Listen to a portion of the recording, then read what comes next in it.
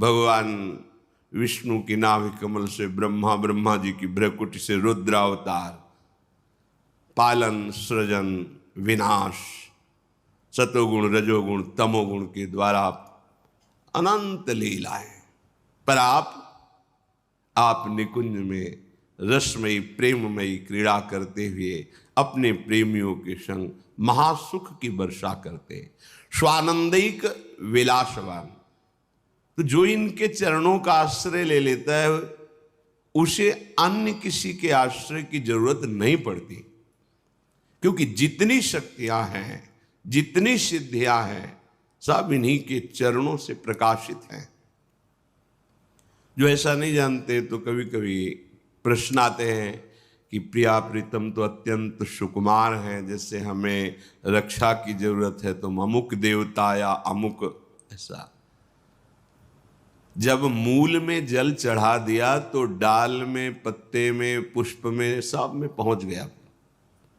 सबके मूल निकुंज बिहारी लाल जो महाराज हैं। गीता जी में स्वयं कहते हैं, ऊर्ध्व मूल मधा शाखा मस्वत्थम प्राहुरव्ययम, मैं सबका मूल हूं।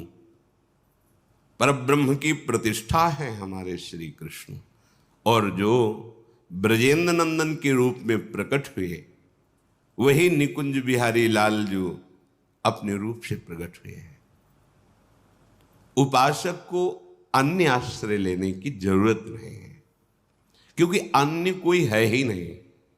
ये सब इन्हीं का विलास।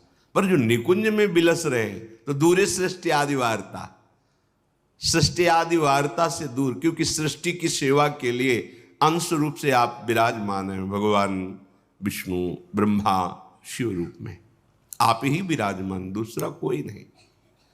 निज महापूर्णात्म शक्त्याश्रयात, इनकी आत्म शक्ति से ही यह विस्तार हुआ है। ये अपने आप को ही विस्तार को प्राप्त किए हुए हैं। संजीवत्यथ चेष्टते निज निजे कार्य तमेवाद्भुतम। आहा, ये अपने प्रेमी जनों को जीवन प्रदान करने के लिए। प्रेमी जनों का जीवन क्या है? इनकी रूप माधुरी का गान करते हुए, रूप माधुरी का अवलोकन करते हुए, इनकी चरण सेवा में अपना जीवन, तो यही उनकी संजीवनी मूर्य है। ललिता ललित बजावती बीना, गुण गावती सोई जीवन जी जय। कौन से गुण? प्रिया प्रीतम का मुस्कुराना, प्रिया प्रीतम की क्रीड़ा, प्रिया प्रीतम की नाना प्रकार की रसकेली, उसका गान करते हैं। यही जीवन है रसिकों का। संजीवत्यथ चेष्टते, इनकी चेष्टा जीवन है प्रेमी जनों का। वो कोई प्रेमी ही जानता है। अपना प्रीतम, अपना प्यारा मुस्कुरा भर दे तो विश्व के सारे सुख लुटते घूमते हैं। फिर ये विश्वात्मा हैं, ये जो जो चेष्टा करते हैं, सखियां उनका गान करती हैं, उनका पान करती हैं। यही संजीवनी मूर्य है सखियों की। उपासकों की संजीवनी मूर्य है प्रिया प्रीतम का रूप, प्रिया प्रीतम का जस, प्रिया प्रीतम की महिमा। निज निजे कार्य तमेवाद्भुतम, वो सब अपनी अपनी सेवा में प्रिया प्रीतम को सुख प्रदान करने में बड़ा अद्भुत सुख अनुभव करते हैं। कैसे उस सुख का उदाहरण दे? अनुपम है, उपमा रहित है। पर लौकिक भाषा में, जैसे अपने अत्यंत लाडले दुलारे इकलौते बेटे को माँ पवा रही है, तो जब वो बालक पाता है तो उसको कैसा सुख होता है। पाव हो रहा है, हृदय उसका शीतल हो रहा है, तृप्ति मां को हो रही है। सखियों का हृदय प्रिया लाल के प्रति कितना दुलार से भरा हुआ है। लाल ललना मिली यो शिरावत मोर, पावे कोई और, तृप्ति करे कोई और, ये महासुख है। स्वातंत्रम, सारी शक्तियां इनके अधीन है, ये किसी के अधीन नहीं है। परम स्वतंत्र न सिर पर कोई। परमम परेश, ये ईश्वरों के भी ईश्वर हैं। निकुंज बिहारी लाडली लाल परमेश महा मानंदिक वृत्तिम श्रेय, परम स्वतंत्र, परम महा आनंद वृत्ति युक्त होकर विलसते रहते हैं। ये अनुभव, ये आश्रय उसी को प्राप्त होता है जो रस का अनन्य हो जाता है, रसिक अनन्यों के संग से। हरिराम व्यास जी कहते हैं, तेई रसिक अनन्य जानवे। कौन है रसिक अनन्य? बोले जिनको विषय विकार न हरि सो रति, तेई साधु मानिवे। तेई रसिक अनन्य जानिबे। तिनकी संगति पतित सु उद्धरे, जो बारक बर घर आनिवे। तिनके चरणों दक सो अपने, नख शिख गातिन सानिवे। तेई रसिक अनन्य जानिवे। वही रसिक अनन्य है जिनके हृदय में ये षट विकार शांत हो गए हैं, काम क्रोध लोभ मोह मद मत्सर। कैसे शांत हुए? हर्षोरति, हा हरि रा राधा। प्रिया प्रीतम के चरणार विंद में जिनकी प्रीति हो गई है, उस हृदय में ये षड विकार अपना अधिकार छोड़ देते हैं। अर्थात इन विकारों का स्फुरण ही नहीं होता। तेई साधु मानिवे, वही साधु पदवी को प्राप्त है जो निर्विकार और प्रभु के प्रेम से युक्त हृदय है। वही साधु हृदय है, वही रसिक अनन्य है। हरिराम व्यास जी कहते हैं, प्रियाजू की कृपा से ऐसे रसिकों की संगति मिले तो हमारा उद्धार हो जाए। अगर एक बार भी इनकी संगति कर ले तो व्यर्थ नहीं जाएगी। जो वारक घर आनवे, एक बार यदि इनके समीप पहुंचना हो जाए या ये हमारे समीप कृपा करके सानिध्य दे दे, एक बार का मिलना वो व्यर्थ नहीं जाएगा, आपका परम मंगल कर देगा। अगर कहीं ऐसे भगवत प्रेमी महात्मा का चरणोदक मिल जाए और रोज पीने को मिले और अपने सर पे धारण करने को मिले, नखशिख गातिन शानवे, निश्चित निश्चित बहुत जल्दी परिवर्तन होता है। भगवत बुद्धि से इनका चरणोदक उतारा जाए और पान किया जाए और माथे पे रखा जाए, सर पे रखा जाए, एक बूंद दो बूंदे से वो आपके जीवन का परिवर्तन कर देगा। रघुगण जी से जड़ भरत जी कहते हैं, गृहस्थ की उपासना, शास्त्रों का स्वाध्याय, तीर्थयाटन, व्रत या अग्नि चंद्र सूर्य की उपासना आदि से ये जो हम तुम्हें तत्वबोध की उपदेश कर रहे हैं, ये नहीं होता। ये होता है महापुरुषों की चरण रज का अभिषेक करने से। आह, रहु गणै तत्तपसा न याति न चेज्जया, न निरूपणात् गृहाद्वा न छंदसा, नैव जलाग्नि सूर्यो बिना महत्पाद रजोभिषेकम।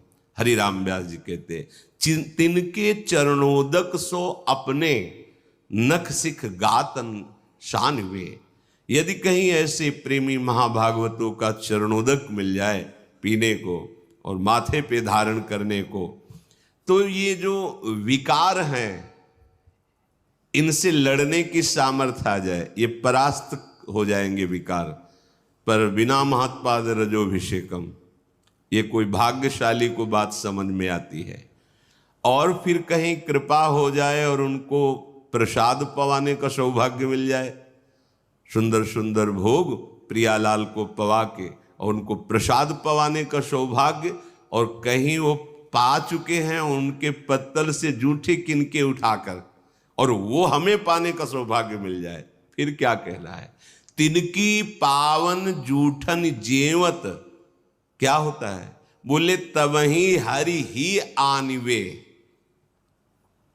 जब रसिक महापुरुषों का उच्छिष्ट जाता है तो वो उच्छिष्ट इतना हृदय को पावन करता है। पहले चरणोदक बोले, अब उच्छिष्टामृत का प्रभाव हृदय में हरि प्रिया को प्रकाशित कर देता है। जूठन, संतों की जूठन, 4 महीने बराबर सेवा मिली। नारद जी अपने चरित्र को पूर्व के श्री कृष्ण द्वैपायन भगवान व्यास देव जी से वर्णन करते हैं कि मैं बालक था और मुझे सेवा मिली चातुर्मास्य में संतों की। तो छोटी अवस्था होने के कारण हमें बर्तन मांजने की सेवा मिलती। तो जो जूठन संतों की पात्रों में लगी होती वो छुटा के और उसे पाता और बैठकर उनकी बातें सुनता। 4 महीने के प्रभाव से ऐसे महान वृत्ति का उदय हुआ कि वही अगले जन्म में देवर्षि नारद के रूप में प्रकट हुए। स्वयं नारद जी श्रीमद् भागवत में अपने पूर्व चरित्र का वर्णन किए। 4 महीने संतों की सेवा का फल महाभागवत भगवत स्वरूप देवर्षि नारद बना दिया। तिनकी पावन जूठन जेवत तबहि हरि ही आनिवे। महापुरुषों के उच्छिष्ट का बहुत बड़ा प्रभाव है। हृदय में हरि प्रिया प्रकाशित हो जाती है इनकी जूठन पाने से। तिनके वचन श्रवण सुनि तिहि छिन मन संदेह भानिवे। बोले ऐसे भगवत प्रेमी महात्माओं के वचन सुनते ही मन के जितने संदेह हैं सब नष्ट हो जाते हैं, सारे प्रश्न शांत हो जाते हैं। आप सुनते रहो, केवल कोई प्रश्न बकाया नहीं रह जाएगा। हर प्रश्न का उत्तर आपको मिल जाएगा सत्संग में। आप केवल ध्यान से सुनिए। तिनकी जीवन धन वृंदावन जीवत मरत बखानवे। व्यास राधिका रवन भवन बिनु तेई क्यों पहचानवे। बोले ऐसे रसिकों का जीवन जो प्रिया प्रीतम के अनुराग में है और ऐसे रसिकों की जीवन की अंतिम श्वास ये वृंदावन ही है। अर्थात वो अनन्य होते हैं धाम के। ये आ ही जाएगा। प्रीतिस्तद वसति स्थले। अपार प्रीति हो जाती जहां अपने प्यारे प्रकट हुए हैं, प्यारे लीला परायण हैं, उस भूमि में जी नहीं सकते आप। अगर प्रभु की शरणागति युगल सरकार की हो गई है तो आपको ये ब्रज धाम, ये वृंदावन धाम ऐसा प्यारा लगेगा कि अब चाहे नरक मिले, चाहे स्वर्ग मिले, चाहे परम पद मिले, इसकी मुझे कोई परवाह नहीं। चाहे अपराध लगे, अब तो हम धाम के बिना नहीं जी सकते। अब हम ब्रजधाम के बिना, दुर्भाग्य है जो धाम के प्रति प्रीति ना हो, क्योंकि यही धाम आपको ऐसे रसिकों का संयोग कराएगा, ऐसे रसिकों का चरणामृत मिलेगा, ऐसे रसिकों का उच्छिष्टामृत मिलेगा, ऐसे रसिकों का वचनामृत मिलेगा। व्यास राधिका रवन भवन बिनु तेई क्यों पहचानवे। यदि वृंदावन में तुम्हारा भाव नहीं आया तो ऐसे रसिकों से तुम्हारी पहचान हो ही नहीं सकती, और बिना रसिकों के पहचान के प्रिया प्रीतम का प्रेम प्रकट नहीं होता। रंच मात्र प्रेम प्रकट नहीं होता। रे मन रसिकन संग बिन रंच न उपजय प्रेम। रसिक अनन्यों का मिलना दुर्लभ है। बस रसिक अनन्यों की बात मान जाए तो रस में डूब जाएगा। जाकी है उपासना ताही की वासना, ताही को नाम रूप लीला गुण गाइए। यह अनन्य परम धर्म परिपाटी, वृंदावन बसी अनत न जाइए। सोई व्यभिचारी आन कहे आन करे, ताको मुख देखे दारुण दुख पाइए। व्यास होई उपहास त्रास किए, आस अछत कित दास कहाइए। हरिराम व्यास जी कह, जिसकी तुम्हें भगवत कृपा से गुरु प्रदत्त उपासना है मिली है, उसी के मिलन की, उसी के रूप की, उसी के गुण की, लीला की तुम्हारे हृदय में चाहत होनी चाहिए। ये चाह प्रकट हो गई तो सब चाहें नष्ट हो जाएंगी। इस एक चाह में सामर्थ्य है हर चाह को मिटा देने की। क्या? अब इस जन्म में प्रिया प्रीतम से मिलना होगा। मिलने का उपाय है निरंतर प्रिया प्रीतम का स्मरण करना, नाम जप करना, उनके लीला गुण गायन करना, उनके जनों का संग करना, उनके लिए ही कर्म करना, उनकी प्रसन्नता के लिए, उनके समर्पण के लिए सारी चेष्टाएं, तन मन वचन सब। जाकी है उपासना ताही की वासना, ताही को नाम रूप लीला गुण गाइए। यह अनन्य परम धर्म परिपाटी, यही रसिक अनन्यों का प्रेम धर्म है, यही परिपाटी है, यही मार्ग है, यही निष्ठा है कि अपने आराध्य देव के नाम रूप गुण लीला धाम के चिंतन में मगन रहे। वृंदावन धाम की उपासना धाम के प्रभाव से ही सफल होती है। जब आपको समय मिले तब धाम आइए, पर धाम का चिंतन तो आप कर सकते हैं। कई बार सत्संग में चिंतन का प्रकार बताया गया है। अगर कहीं आपको वास का सौभाग्य मिल गया है तो फिर यद्यपि मिले कोटि चिंतामणि तऊ न हाथ पसार। बड़ा दुख होता है जिस उपासक को अखंड वृंदावन धाम का संयोग बन जाता है, फिर किसी विषय इंद्रियजन्य भोगों के लिए धाम का त्याग करके, और भोगों में तब लगता है बड़ी प्रबल माया है प्रभु की, जो प्रभु के घर से घसीट ले जाती है। कब? जब कपट करोगे, छल करोगे, छुपाव करोगे, मनमानी आचरण करोगे तो घर से ले जाएगी। ये घर है, घर से खींच के ले गई, आजीवन के लिए ले गए। भाव नहीं बन सकता कभी। अब बहुत सावधान। वृंदावन बश अनत न जाइए। अनंत जन्मों की बिगड़ी केवल वृंदावन सुधार देगा। तुम्हारी साधना में त्रुटि हो तो भी वो तुम्हें अपने प्रभाव से परम पद प्रदान करेगा। वृंदावनी प्रभाव सुन अपनो ही गुण देत। सोई व्यभिचारी, वो व्यभिचारी है, बोलता कुछ और है, करता कुछ और है, ताको मुख देखे दारुण दुख पाइए। ऐसे लोगों का संभाषण, दर्शन, मिलन बड़ा दुख प्रदान करने वाला होता है। बहुत कपट होता है, बातें कुछ करते हैं, आचरण में कुछ होता है, चिंतन कुछ होता है। नहीं नहीं, ऐसा नहीं। जाकी है उपासना ताही की वासना, ताको ही नाम रूप लीला गुण गाए। सोई व्यभिचारी आन कहे आन करे, ताको मुख देखे दारुण दुख पाइए। ऐसों का संग नहीं करना। बोलता कुछ और है, करता कुछ और है, सोचता कुछ और है। हरिराम व्यास जी कह रहे वही व्यभिचारी है। व्यास होय उपहास, अगर ऐसों का संग करोगे या ऐसे लक्षण धारण करोगे तो तुम्हारा उपहास होगा, और वो उपहास तुम्हारे हृदय को जलाएगा, क्योंकि स्थिति तो है नहीं। तो त्रास किए, वो बड़ा तुम्हें दुख देगा, बार बार जन्म मरण संकट में फंसाएगा।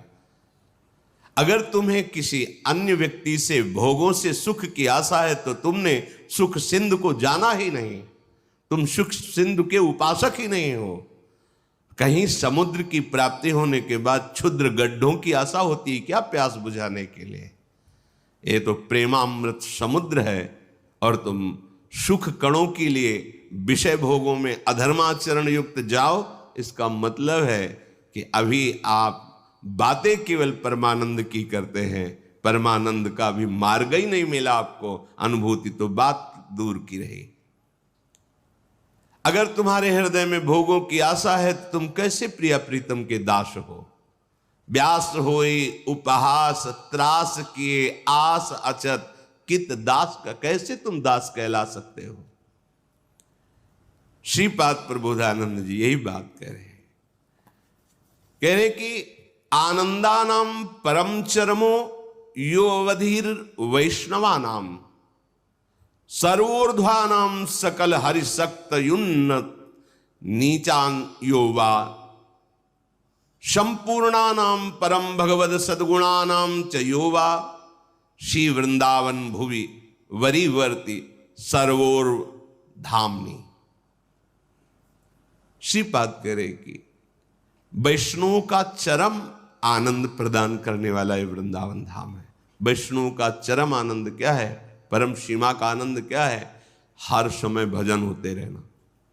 तो यहाँ फिरे स्वार्थ आपने भजन गए फिरे बाह। पहली बात, जैसे नाम निरंतर चलना, रूप के ध्यान में मगन रहना, लीला गुणों का चिंतन करना, ठीक वैसे ही धाम वास है। धाम अगर आप वास कर रहे हैं, नाम चिंतन में त्रुटि बराबर नहीं हो रहा, रूप का ध्यान भी नहीं हो रहा, लीला गुण में भी रुचि नहीं, तो एकमात्र धाम संपूर्ण भजन हो गया आपका, और यह आपको भगवत प्राप्ति करा देगा। आनंदानाम परम चरमो योवधिर वैष्णवानाम, जो आनंद की चरम सीमा है प्रेम, प्रेम में भजन, वो आपको वृंदावन धाम प्रदान कर देगा। विश्वास कीजिए। वैष्णवानाम पर शर्त है वो प्रभु का हो चुका हो, अर्थात मन वचन कर्म से ये ठान लिया हो कि मुझे भगवत प्राप्ति करनी है।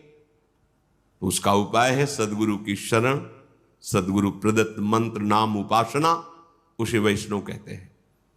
जो वैष्णव है उसको आनंद की परम चरम अनुभूति वृंदावन धाम कराता है। ये विश्वास का विषय है, पक्का ऐसा ही है। अपना साधन भजन क्या है, पर धाम की जब कृपा का अनुभव होता है तो लिखता है, जो वाणी जी में धाम कृपालु है ऐसा लिखा है, वो अनुभव कराता है वृंदावन।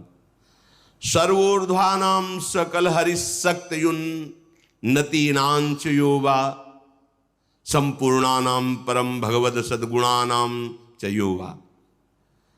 ये श्री धाम वृंदावन समस्त धामों का ऊर्ध्व है, मूल है, सबसे महान, इसी के अंश से सब धाम धामी प्रकट होते हैं। और समस्त शक्तियों को प्रकट करने वाला ये चरम स्थान वृंदावन धाम है, क्योंकि धामी प्रिया प्रीतम से ही सब प्रकट हुए हैं। मूल वृंदावन धाम, मूल बिहारी बिहारिंजू। जो महाभागवत वृंदावन धाम का आश्रय, वृंदावन धाम का वास स्वीकार करता है, अन्य संबंध छोड़कर, दूरादपास्य सुजनान सुखमर्थ कोटिम सर्वेशु साधन वरेश चिरम निराशा। शर्त है यह जोरी अविचल वृंदावन नाही नान सुकाज। अब ये वृंदावन आपके अंदर वो संपूर्ण उत्तम गुण प्रकाशित कर देगा जिससे प्रिया प्रीतम रीझ जाते हैं, अन्य साधनों से नहीं। वृंदावन धाम का आश्रय, वृंदावन धाम का वास भगवत प्रेमी महात्माओं का सानिध्य दिलाएगा। चरण रज, चरणामृत, उच्छिष्टामृत, वचनामृत, इसके प्रभाव से हमारे हृदय में निर्दोष स्थिति जागृत होगी, निर्विकार स्थिति जागृत होगी। उसी निर्विकार स्थिति में प्रीति का प्रादुर्भाव, उसी प्रेम पुलकन में वो प्रिया प्रीतम की रूप माधुरी का अनुभव करता है। तो सारे सद्गुण धाम की कृपा से उसके हृदय में आ जाते हैं। इसलिए अन्य आश्रय, अन्य वार्ता, अन्य भाव त्याग करके अनन्य भाव से नाम रूप लीला धाम की उपासना में निश्चित, अगर आपकी त्रुटियां भी हैं, गलतियां भी हैं, अपराध भी हैं, तो आप चिंता मत करो। धाम अपने प्रभाव से आपको निर्मल कर देगा। सारे महाभागवतों के सद्गुण दैवी संप्रदा में प्रकाशित कर देगा। विश्वास करो, ये धाम कोई जड़ नहीं है, ये चैतन्य घन है। आप धाम का आश्रय लिए तो प्रिया प्रीतम सहचरियां, खग मृग पशु पंछी, लता यमुना रसरानी, वृंदा सखी, ये सब आप पर कृपा करेंगे। सब आपको उस महानता की स्थिति में पहुंचा देंगे कि इन्हिन नयनन सम सुख देखे। इन्हीं नेत्रों से आप निकुंज का सब सुख देख पाएंगे इनकी कृपा से। इसलिए धीरे धीरे वृत्तियों को अनन्यता की तरफ ले चलो। जाकी है उपासना ताही की वासना। रसिक मंडली में या तन को नीके ढंग लगाओ, दंपति यश गाओ हर्षाओ हित सो रीज रिझाओ।